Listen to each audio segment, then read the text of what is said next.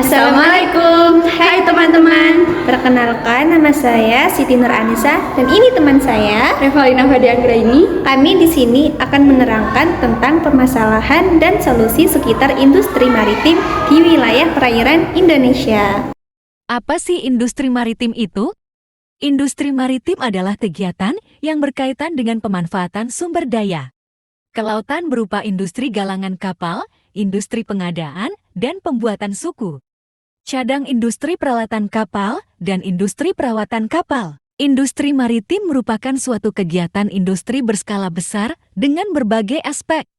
Teknis terkait Thornton tahun 2003 membagikan struktur industri maritim terdiri atas sektor desain kapal, konstruksi kapal, manufaktur bidang kelautan, operasional kapal, dan reparasi kapal. Sektor ini ditunjang oleh industri kecil berupa jasa SDM dan servis teknik lainnya yang menyerap banyak tenaga kerja kalangan swasta, pemerintah, dan perguruan tinggi terkait.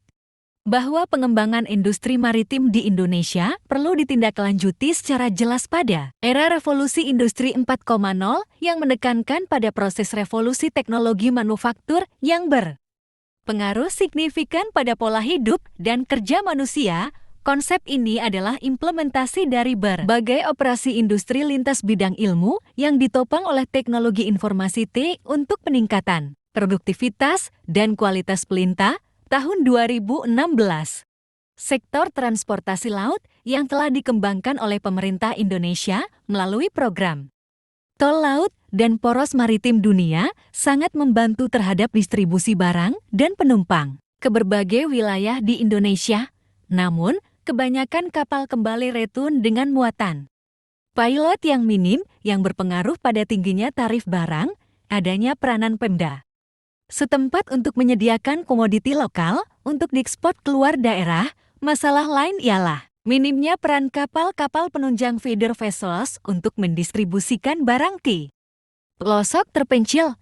Peranan kapal-kapal pelayaran rakyat perla harus dikembangkan oleh pihak otoritas dengan memperhatikan aspek kenyamanan dan keselamatan pelayarannya. Kapal-kapal penyeberangan ferry ro-ro perlu dikaji secara cermat terkait pilot dan dimensi sehingga tidak perlu subsidi pemerintah atau kapal terbengkalai yang terlihat di beberapa lokasi di Indonesia. Eksploitasi sumber daya laut adalah merupakan sektor yang menjamin devisa bangsa Indonesia. Selama ini, eksploitasi migas di perairan Provinsi Aceh, Kaltim, Sumsel, Laut Jawa, Kepri, dan Papua Barat telah berlangsung selama ini dengan melibatkan berbagai kapal dan peralatan teknis.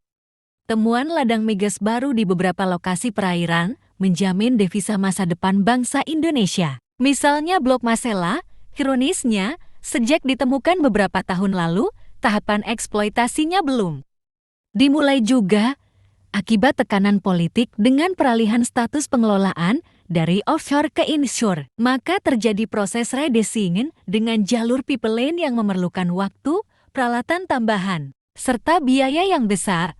Kondisi perairan Blok Masela ialah rawan gempa, cekungan laut, dan lokasi yang jauh dari inshore, memerlukan investasi yang sangat besar. Kondisi perairan ini berbeda dengan perairan Indonesia lainnya. Mengapa tidak offshore? Sudah terlanjur. Ketika pemakaian energi fosil, dunia sudah mulai beralih ke energi terbarukan, maka kawasan perairan Indonesia menyediakan potensi. Di masa depan, sebut saja energi termal, arus, gelombang laut, pasang surut, angin, serta energi surya yang melimpah memberikan jaminan untuk dieksploitasi di mana diperlukan inovasi teknologi untuk pengembangannya. Demikian yang dapat kami sampaikan, kurang lebihnya mohon maaf. Terima kasih atas perhatiannya. Wassalamualaikum warahmatullahi wabarakatuh.